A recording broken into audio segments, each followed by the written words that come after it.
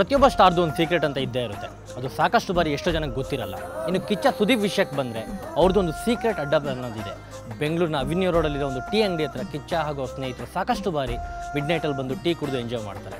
ಇವತ್ತು ನಾವು ಇಲ್ಲಿ ಕಿಚ್ಚಂಗೆ ವೆಯ್ಟ್ ಮಾಡ್ತಾ ಇದ್ದೀವಿ. ಕಾರಣ ಇಷ್ಟೇ, ಅವ್ರ ಬರ್ತ್ಡೇನ ಇಲ್ಲಿ ಸೆಲೆಬ್ರೇಟ್ ಮಾಡಬೇಕು ಅಂತ. ಇನ್ನೇನು ಕೆಲವೇ ಕ್ಷಣಗಳಲ್ಲಿ ಕಿಚ್ಚ ಅಲ್ಲಿ ಬರ್ತಾರೆ, ಫ್ರೆಂಡ್ಸ್ ಜೊತೆ ಏನೆಲ್ಲ ಮಾತಾಡ್ತಾರೆ, ಬರ್ತ್ಡೇ ಹೇಗೆಲ್ಲ ಸೆಲೆಬ್ರೇಟ್ ಮಾಡ್ಕೊಳ್ತಾರೆ. ಇದನ್ನ ನಿಮ್ಮ ಮುಂದಿಡೋದೇ ಈ ಹೊತ್ತಿನ ಸ್ಪೆಷಲ್ ಕಿಚ್ಚನ ಅಡ್ಡದಲ್ಲಿ. ನಾನು ಸಂದೀಪ್.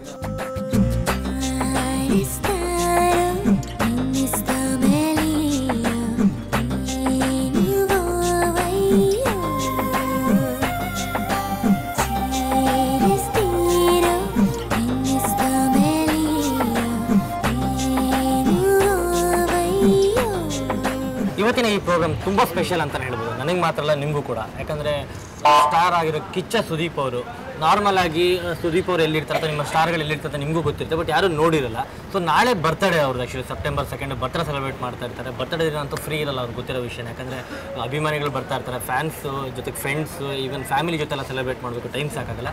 ಬಟ್ ಹಿಂದಿನ ದಿನ ಅವರೊಂದು ಸ್ಪೆಷಲ್ ಅಡ್ಡ, ಕಿಚ್ಚನ ಅಡ್ಡ ಅಂತಂದರೆ ಅಡ್ಡಕ್ಕೆ ನಾವು ಬಂದಿದ್ದೀವಿ, ಮಾತಾಡ್ಸ್ಕೊಳ್ಳೋಣ ಬರ್ತ್ಡೇ ಹಿಂದಿನ ದಿನ ಅಂತ.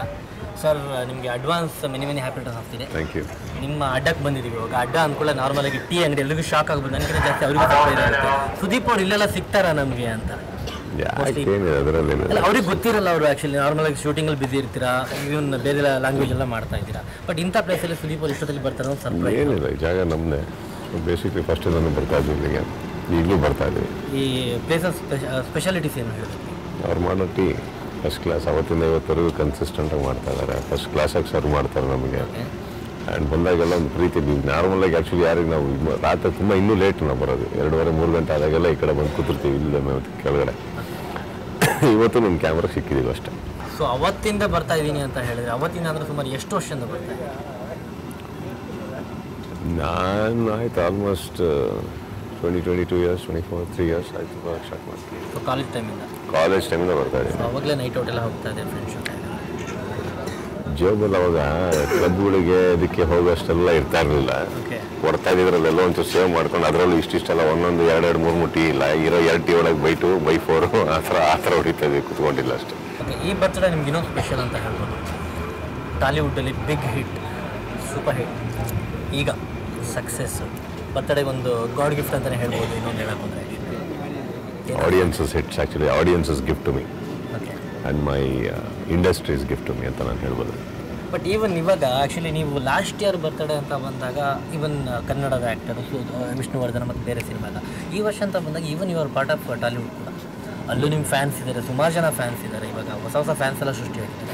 ಈಗ ಆ ಫ್ಯಾನ್ಸ್ ಅಲ್ಲಿ ಸೆಲೆಬ್ರೇಟ್ ಮಾಡಬೇಕು ಅಂದರೆ ಅವ್ರು ನಿಮ್ಮನ್ನ ಮಿಸ್ ಮಾಡ್ಕೊಂಡು ಇಲ್ಲ, ಸುಮಾರು ಜನ ಬರ್ತಾ ಇದ್ದಾರೆ. ಆ ಕಡೆ ಅಲ್ಲೂ ಕ್ಲಬ್ಸ್ಗಳಿಗೆಲ್ಲ ಓಪನ್ ಮಾಡಿಕೊಂಡು ಫ್ಯಾನ್ ಅಸೋಸಿಯೇಷನ್ಸ್ ಎಲ್ಲ ಅವರೆಲ್ಲ ಮಾತಾಡಿಕೊಂಡು they are all coming. I think that's a very good moment actually. ಅವರು ಅಲ್ಲಿ ಚೆನ್ನೈ, ತಮಿಳ್ನಾಡಿಂದೆಲ್ಲ ಅವರೆಲ್ಲ ಕೆಲವರು ಬರ್ತಾ ಇದ್ದಾರೆ ಸೆಲೆಬ್ರೇಟ್ ಮಾಡೋಕ್ಕೆ. ಮುಂದೊಂದು ದಿನ ಯಾವತ್ತಾದರೂ ಸುದೀಪ್ ಅವರು ಕರ್ನಾಟಕದ ಸೆಲೆಬ್ರೇಟ್ ಮಾಡಿದೆ, ಅಲ್ಲಿ ಸೆಲೆಬ್ರೇಟ್ ಮಾಡೋಂಥ ಒಂದು ಸಿಚುವೇಶನ್ ಕ್ರಿಯೇಟ್ ಆಗ್ಬೋದಾ? ಕನ್ನಡ ಆಡಿಯನ್ಸ್ ಮಿಸ್ ಮಾಡ್ಕೊಬೋದಾ ಅಂತ? ಮನೆ ಬಿಟ್ಬಿಟ್ಟು ಬೇರೆ ಕಡೆ ಸೆಲೆಬ್ರೇಷನ್ ನಮ್ಮ ಮನೇಲಿ ತಾನೇ ಸೆಲೆಬ್ರೇಟ್ ಮಾಡ್ತೀವಿ. ಅತಿಥಿಗಳು ಮನೆಗೆ ಬರಬೇಕಾಗುತ್ತೆ, ನಾವು ಅತಿಥಿಗಳ ಮನೆಗೆ ಹೋಗಿ ಸೆಲೆಕ್ಟ್ ಮಾಡೋಕ್ಕಾಗತ್ತಾ? This is V celebrate at home and guest come home. ಖಂಡಿತ. ಎಷ್ಟೇ ದೊಡ್ಡ ಸಕ್ಸಸ್ ಸಿಕ್ಕಿದ್ರು, ಇನ್ನು ಎಷ್ಟೇ ಸಕ್ಸಸ್ಗಳು ಕೊಟ್ಟರು ಇಲ್ಲೇ ಇರಿ ಯಾವತ್ತು ಕನ್ನಡದಲ್ಲಿ. ಇವಾಗ ನಾವು ಅದನ್ನ ವಿಶ್ ಮಾಡ್ತೀವಿ. ಆ್ಯಂಡ್ ಎರಡು ಹೇಳಿ ತೊಂದರೆ ಇಲ್ಲ, ಜೊತೆ ಸ್ವಲ್ಪ ಟೀನು ಕುಡಿದು ಖಂಡಿತ ಆಗತ್ತೆ ಸರ್. ನೀವು ಬೇಕಾದ್ರೆ ಟೀ ಬ್ರೇಕ್ ಈಗಲೂ ಹೇಳ್ಬೋದು. ಇಲ್ಲ ಈಗ ಫಸ್ಟ್ ಟೀ ಕುಡ್ಕೊಂತಾರೆ ಬ್ರೇಕ್. ಸರ್ ಟೀ ಕೊಟ್ಬಿಡ್ತೀರಾ? ತರ ತರ ಹಿಡಿಸಿದೆ ಮನಸ್ಸಿಗೆ ನೀನು, ಹಗಲೇ ಮುಳುಗಿದೆ ಹಿಡಿದರು ಕುಣಿಯುತ್ತ ಹೃದಯವಿದು ಹಿಡಿತಕ್ಕೆ ಸಿಗುತ್ತಿಲ್ಲ. ಅವ್ರು ಯಾವಾಗಲೂ ಒಂದು ಮಾತು ಹೇಳ್ತಿರ್ತಾರೆ, ಅಪ್ಪ ಯಾವತ್ತಿದ್ರು ಅಪ್ಪನೇ, ಅವ್ರ ಅಪ್ಪ ಆಗಕ್ಕೆ ನಾವು ಚಾನ್ಸ್ ಇಲ್ಲ ಅಂತ. ಸೊ ಅವ್ರು ಏನು ಹೇಳ್ತಾರೋ ಅದನ್ನು ಕೇಳ್ಕೊಂಡು ಹೋಗೋ ಹಾದಿಲಿದ್ದೀವಿ ನಾವು. ಅವ್ರು ಎಲ್ಲಿ ತನಕ ಯಾವತ್ತಿದ್ರು ಒಳ್ಳೇದೇ ಹೇಳೋದು. ಸೊ ಅಲ್ಲಿ ತನಕ ಅವ್ರು ಫಾಲೋ ಮಾಡ್ತಾನೆ ಇರ್ತೀವಿ. ಅವ್ರು ಬೇಕಂದ್ರೆ ಫಾರಿನ್ ಕಂಟ್ರಿಯಲ್ಲೂ ಬರೀ ಫ್ಯಾಮಿಲಿ, ವೈಫು, ಮಕ್ಕಳು, ಆಮೇಲೆ ಅಪ್ಪ ಅಮ್ಮಂದ್ರು ಜೊತೆಗೆ ಮಾಡಬೇಕು. ಫ್ಯಾನ್ಸ್ಗೋಸ್ಕರ ಅವಾಗಲೇ ಅವ್ರು ಹೇಳ್ದಂಗೆ ಮನೇಲೇ ಇರಬೇಕು, ಮನೇಲಿ ಇದ್ದು ಬರ್ಡೇ ಮಾಡಿದ್ರೆ ಅದು ಬರ್ಡೇ ಅಂತ ಅನಿಸೋದು.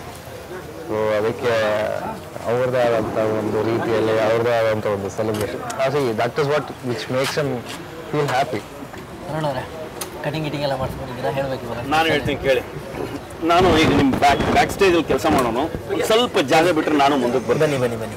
ಯಾಕಂದರೆ ನಾನು ಇಷ್ಟು ದಿನ ಬ್ಯಾಕ್ ಸ್ಟೇಜಲ್ಲಿ ಕೆಲಸ ಮಾಡ್ತಿದ್ದೆ. ಓಕೆ. ನಾನು ಆ್ಯಕ್ಟ್ರಾಗಿ ಏನಾದ್ರು ಮುಂದಕ್ಕೆ ಬರಬೇಕು ಅಂದರೆ ಈಗ ಹೆಂಗೆ ಹಿಂದಿಂದ ಮುಂದಕ್ಕೆ ಬಂದು ಅದಕ್ಕೆ ಕಾರಣ ಇವನೇ. ಓಕೆ. ಇಂಪಾರ್ಟೆಂಟ್, ಅದು ಬಹಳ ಇಂಪಾರ್ಟೆಂಟ್. ಯಾಕಂದರೆ ಪ್ರತಿಯೊಬ್ಬರಿಗೂ ಒಂದೊಂದು, ಈಗ ಹೇಗೆ ಈ ಒಂದು ಟೀ ನೆನಪಾಗುತ್ತೋ ಜೀವನದಲ್ಲಿ, ಈ ಟೀ ಜೊತೆಗೆ ಒಂದು ಚೈಲ್ಡ್ಹುಡ್ ನೆನಪಾಗುತ್ತೋ, ಒಂದು ಕಾಲೇಜ್ ಡೇಸ್ ನೆನಪಾಗುತ್ತೋ, ಆ ನೆನಪುಗಳ ಜೊತೆನೇ ಕಟ್ತಾ ಒಂದು ಸಿನಿಮಾದ ಹಾಡಿದ್ದಿಲ್ಲ, ಸವಿ ಸವಿ ನೆನಪು ಸಾವಿರ ನೆನಪು ಸಾಯದ ನೆನಪು ಅಂತ. ಹಾಗೆ ನೆನಪುಗಳು ಯಾವತ್ತೂ ಸಾಯಲ್ಲ. ಹಾಗಾಗಿ ನನಗೆ ಸುದೀಪ ಯಾಕೆ ಇಷ್ಟ ಆಗ್ತಾನೆ ಅಂದರೆ ಅವನು ಯಾವಾಗಲೂ ನಮ್ಮ ಜೊತೆ ಸಾಯದೆ ಬದುಕ್ತಾ ಇರ್ತಾನಲ್ಲ, ಅದು ಬಹಳ important. And Chiru and Pradeep, ನೀವು ನೋಡಿದ ಫಸ್ಟ್ ಮೂವಿ ಯಾವುದು ಪ್ರದೀಪ್? ನಾನು ಆ್ಯಕ್ಚುಲಿ ಚಂದು ನೋಡಿದ್ದು, ಓಕೆ. ಹುಚ್ಚ ನೋಡಿರಲಿಲ್ಲ.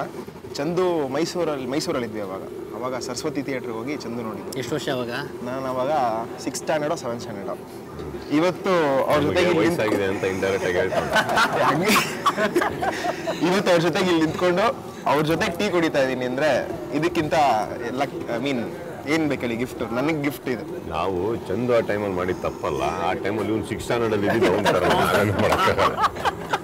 ಬೆಸ್ಟ್ ಅಂದರೆ ನೋಡಿ, 6ನೇ ಕ್ಲಾಸಿಂದ ಇವತ್ತುವರೆಗೂ ನಾವು ಹಿಂಗೆ ಇದ್ದೀವಿ. ಅವನಿಗೆ ಆಲ್ರೆಡಿ ವಯಸ್ಸಾದಂಗೆ ಕಾಣ್ತಾನೆ, ದಾಡಿ ಗಿಡಿ ಬಿಟ್ಕೊಂಡು. ಇನ್ನು ನಾವು ಹಿಂಗೆ ಇದ್ದೀವಿ. ಇರಲಿ ನಮ್ಮ ಏಜ್ನೆಲ್ಲ ಹೇಳ್ತಾ ಇದ್ದಾನೆ ಟಿ ವಿದಲ್ಲಿ.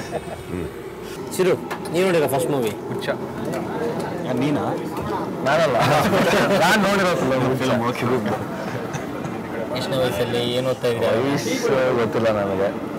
ವಯಸ್ಸು ಹೇಳಿದ್ರೆ ಅವನು ವಯಸ್ಸು ಹೊರಗಡೆ ಅದನ್ನು ಕೇಳಕ್ ಹೋಗ್ಬಾರ್ದು. ಫಸ್ಟ್ ಪಿಕ್ಚರ್ ಹುಚ್ಚ ಕರೆಕ್ಟಮ್ಮ.